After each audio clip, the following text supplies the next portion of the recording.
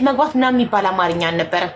ላይቭ መግባት ራሱ የጀመሩት መጀመሪያ እነ ሊያሾ አንድ ቀጭን ነበረች ማን ነበረች እና እነሱ ላይቭ ሲገቡ ላይክ ወይኔ አያፍሩም እማየትሙት እንዴ ልብል ወይኔ ጉዴ ግን እነዚህ ማን ነው የሚያገባቸው ነበር።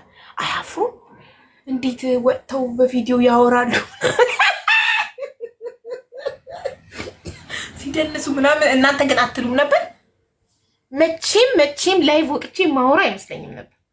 እና እነሱ ሲያወሩ ላይክ እንደ ፈጣጣ ወይኔ ምን አይነት ፈጣጣ ናቸው የሁሉ ሰው እያያቸው ወጥተው ያወራሉ ምናምን እል ነበር ለራሴ ብቻዬን።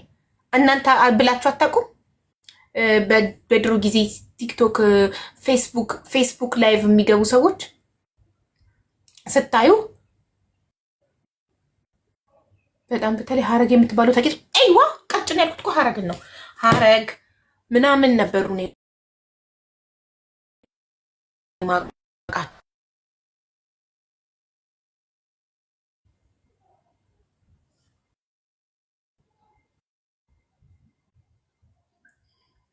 እና ላይ ድፍረታቸው ነበር አይደል?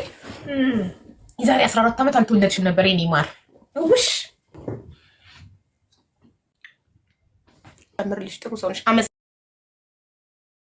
አመሰግናለሁ የኔ ማር፣ አመሰግናለሁ። ፈጣሪ ያክብርልኝ። ቢያንስ በብር ሀብታም ባልሆን በሰው ሀብታም ነኝ ይመስገን ፈጣሪ። የጤናም ሀብታም ነኝ።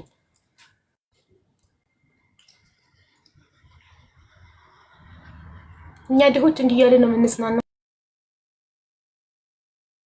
ሀብታሞች እኮ እንቅልፍ አይወስዳቸውም። ራሳችንን ስናጽናና እኛ ድሆች ምን እንላለን? ሀብታሞች እኮ ሀብታቸው ከመብዛቱ የተነሳ ሀብት የተሰረቀ አልተሰረቀ ብለው እንቅልፍ አይወስዳቸውም። እና አንዳንዴ ገር ሀብታም ከመሆን እኮ ድሃ መሆን ይሻላል።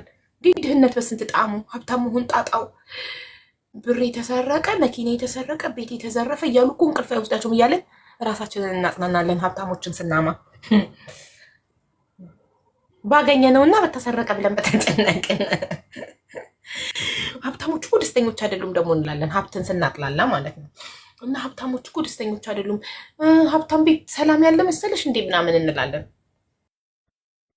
ሀብታም ስላልሆንን ማለት ነው። ኦኬ